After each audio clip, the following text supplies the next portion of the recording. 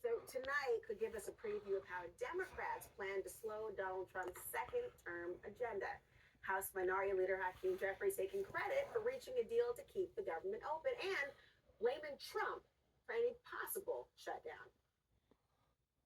House Democrats have successfully stopped extreme MAGA Republicans from shutting down the government, crashing the economy, and hurting working class Americans all across the land.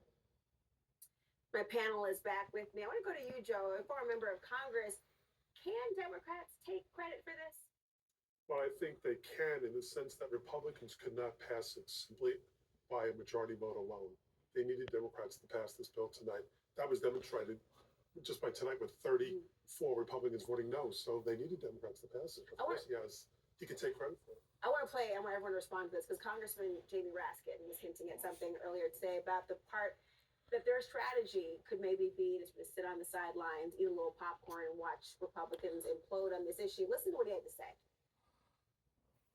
After 3 Republicans leave right at the beginning of the new Congress, including Matt Gaetz and Elise Stefanik, there's going to be a 1-vote majority. They cannot afford to lose 1 vote. They obviously know that, and they're going to capitalize on that. Republicans should do what? Well, I think first off, it's a cynical strategy. He's right on the math. And it's possible politics. But I think voters are pretty savvy. And I think if they think that Democrats are merely playing political games and trying to make Republicans look bad, not joining them on things that are common sense in which they agree, I think they'll pay for it. I think it puts a burden on Republicans to do things that they campaigned on. They won the election. They won the popular vote in the House. They need to do the things they ran on, and I think then the voters will reward them and punish Democrats. The mandate, though, did they think it was this chaos? I mean, chaos, when you have the trifecta, people assume maybe stability. Not so much yet. Well, I mean, House Republicans had a pretty tough go of it over the last year or two, wouldn't you say? So I don't know that people really think Congress, regardless of which party is in power, that they're getting great governance here. But I do think that right now, when you look, I mean, Congress's job approval rating's pretty low. Yeah. But I'm laughing at the Trump's truth. job approval, I know. But when you actually look at what people think, Donald Trump's job approval on the transition, at least, is much better than Congress's. And I think that's why a lot of these Republicans who right now are, maybe they are ideologically not in the same place Donald Trump is on spending things or debt limit or what have you, nevertheless feel like, well, my voters really like him. And I think if they had to choose between me and him, they'd probably choose him. And I think that dynamic is driving a lot. The Republicans don't have a majority in the Senate right now. This budget bill is being negotiated knowing that there's a Democratic Senate across the way. So that necessarily drove part of the bargain. But I will say Mike Johnson's backbenchers, the guys who are troublemakers, Chip Roy and Thomas Massey, and those guys who just like to vote no and cause problems for the leadership, they have to ask themselves, do they want to make the Republican Party look like it can't run the House, or do they want to work collaboratively with Mike Johnson, who's a pretty conservative guy, to put a good foot forward and be successful? I think this is less about a Democratic strategy than just like, what's the expression when your enemy wants to jump off a bridge, just don't get in the way? And that seems to be what's going on here. It's not so much that Democrats are like foiling anything. They're just letting Republicans be Republicans. And if they want to cause chaos and not get along and fight their own speaker, let them. So Wait, hold on. think they were for. But hold on, Brad. Should Democrats help to keep Speaker Johnson in power? Well, I would say this, that everyone keeps talking about this mandate. Yeah. Yes, the president won the popular vote. He did win re-election, and all of a sudden, these elections are fair. I love that. But at the end of the day, what kind of a mandate is it when you actually lose seats in the House of Representatives? It was difficult for Republicans to do anything in the last Congress. It's going to be more difficult for them to do it in the new Congress. It's not upon the minority, upon the Democrats to do this. They'll work, I think, to do what's in the best interest of the country. If they need Democratic votes, the bills coming out of the House will have to have some modicum of Democratic fingerprint on that.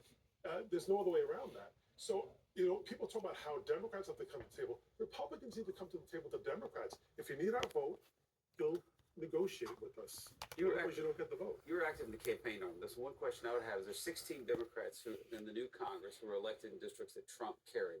Only 3 Republicans in the district Kamala Harris carried. are those 16 Democrats, some of whom are in districts with rising Hispanic populations, is there any impetus on them to maybe break with Hakeem Jeffries when he clings too hard to the left? We saw the unity today. We saw the unity today. I think that's not next year, but we've already seen that today. I do think that there's a bit of strength when you can win a district that Donald Trump won. I think Democrats feel, I'm a pretty good politician. I know my district. I know how to get reelected. I think you also see the Republicans today. The Freedom Caucus folks are saying, I love Donald Trump, but he don't vote for me. My constituents do. I said I'll never vote for a debt ceiling increase. I'm not doing it. And that's basically saying, I don't care what you think, Donald Trump.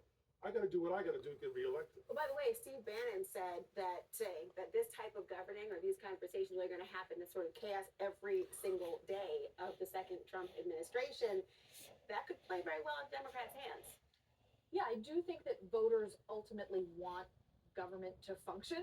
That's not like a really controversial statement, but I don't think that looking like you can't govern is a good thing. I think Republicans in the House were unable to capitalize on what was otherwise a pretty good political environment for the right, in part because that's been a little bit of a tough look for Republicans, going through the fight over McCarthy, Democrats not wanting to step in to try to help save McCarthy, and you go through how many rounds of votes on a new speaker there. And so I do wonder if, for instance, there is a challenge to a speaker, Mike Johnson, do Democrats want to eat popcorn and sit back and just go through that again?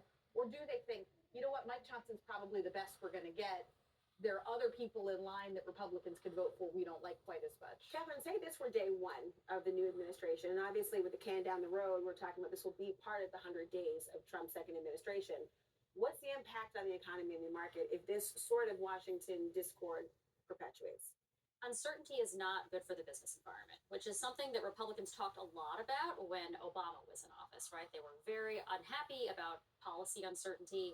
You will have that on steroids next time around, not only because Congress is so dysfunctional, but because Trump is so erratic and wants to do a bunch of things that may be quite destructive to the economy, including global tariffs. So all of that, even if he doesn't actually execute some of those more destructive policies, the uncertainty around it, the lack of whether it's rule of law or just like competent governance, is bad for the business environment. It is bad for the economy. It makes it riskier for businesses to invest. They don't know where to invest, what to invest in. They don't know what kinds of tariffs may come into place. They don't know what's going to happen to the labor force if there are mass deportations. All of that is not good for the economy. Does Elon Musk's role in any of this influence, does that somehow tend to signal to the market or the economy that there is balance? I think the problem is that Musk is so erratic and seemingly unwilling to understand how government functions. Like he blew up this bill without actually understanding what was in it. I mean, we've tried to rationalize, maybe it was about pay increases for lawmakers, which are unpopular, whatever. I feel like this is, backward-looking rationalization of why Elon Musk blew up this bill. He was tweeting all sorts of things that were false, that were about the bill. And it's not rocket science. I mean, look. You know what I'm saying? It's like, I see you did there. We all do. Good job. Don't need that joke though. But there is an art to legislating. There is an art form to it. And what I do think Trump loves to do is throw wrenches into things. Yes. He likes chaos. And he's going to have plenty of If you read The Art of the Deal, one of his main go-to negotiation strategies is to blow up negotiations at the last minute in the hopes of having leverage to extract some sort of painful but valuable concession from his counterparty. The problem is he often doesn't know what he wants that concession to be. He's gotten so used to he has this muscle memory for blowing up the deal that he doesn't always think through what is my actual objective here. And I think we saw that in this particular negotiation over this potential shutdown, but also many times before in his negotiations with other countries and with lawmakers. So none of that is good for governance. None of that is good for economic confidence, and none of that is good for the business Well, environment. Game of Thrones, though. Game of Thrones said chaos is a ladder. Shout out to Warner Media family.